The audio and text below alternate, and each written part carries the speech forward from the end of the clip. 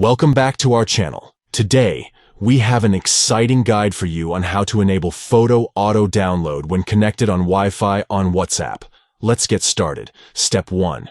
Open WhatsApp on your Android device. Step 2.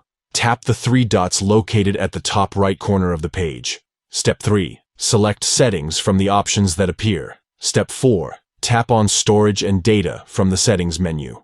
Step 5. Under the Media Auto Download section, tap on When Connected on Wi-Fi. Step 6. Mark the checkbox next to Photos. Step 7. Finally, tap OK to save the changes. By following these simple steps, you can ensure that photos are automatically downloaded when connected to Wi-Fi on WhatsApp. We hope you found this guide helpful. If you did, please give this video a thumbs up and subscribe to our channel for more useful tutorials. Thanks for watching, and stay tuned for more helpful content.